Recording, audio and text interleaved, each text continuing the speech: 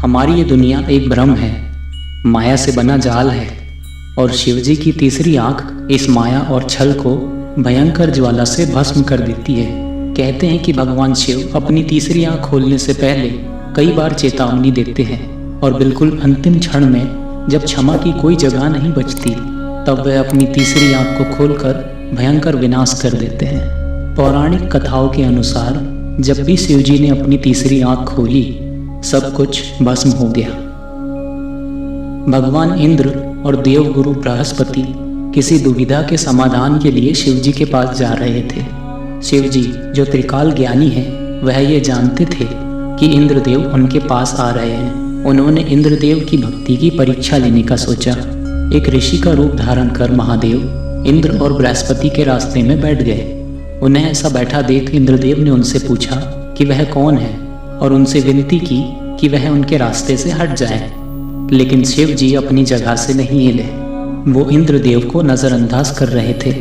इंद्रदेव ने बार बार अनुरोध किया कि वह रास्ते से हट जाएं, लेकिन शिवजी ने उन्हें नकार दिया और वह वहीं अड़े रहे। इससे नाराज होकर इंद्रदेव ने उस साधु पर वार करने के लिए अपना वज्र निकाल लिया। ये देख शिवजी बहुत क्रोधित हो गए और उन्होंने इंद्रदेव को शक्तिहीन कर दिया।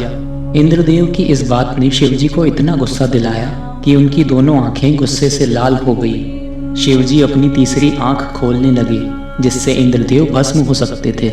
बृहस्पति समझ गए कि ये मुनि भगवान शिव ही है और उन्होंने शिवजी से माफी मांगी। बृहस्पति ने शिवजी की तीसरी आंख से निकलने वाली ऊर्जा को किसी और दिशा में ले जाने की विनती की।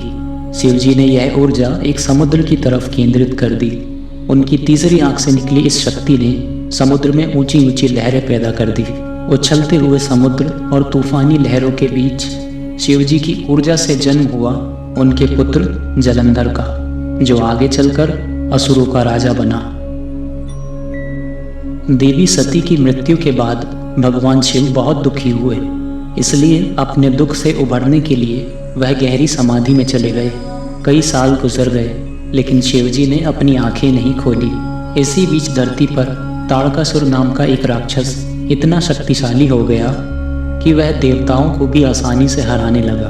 ताड़कासुर को ब्रह्मा जी से वरदान प्राप्त हुआ था जिसके अनुसार उसकी मौत सिर्फ भगवान शिव के पुत्र के हाथों होनी थी। इसीलिए भगवान शिव की संतान का आना बहुत आवश्यक हो गया। इस सब के उपाय के लिए देवताओं ने एक योजना बनाई। उन्होंने ये फैसला किया कि प्रेम के देवता कामदेव शिवजी पर अपना तीर छोड़ेंगे। उनका मानना था कि उस तीर के लगते ही शिवजी के मन में दोबारा से प्रेम की भावना जाग जाएगी। कामदेव जानते थे कि भगवान शिव पर वार करना खतरे से खाली नहीं, लेकिन धरती को ताड़कासुर से बचाने के लिए और कोई उपाय नहीं था। शिवजी को अपने जज्बातों में अचानक बदलाव दिखा और वह अपनी ध्यान की अवस्था से उठ गए, लेकिन प्रेम में पड़ने की बजाय शिवजी अपना ध्यान भंग होने की वजह से क्रोधित हो गए। उन्होंने अपनी तीसरी आंख खोली और कामदेव को जलाकर वहीं भस्म कर दिया।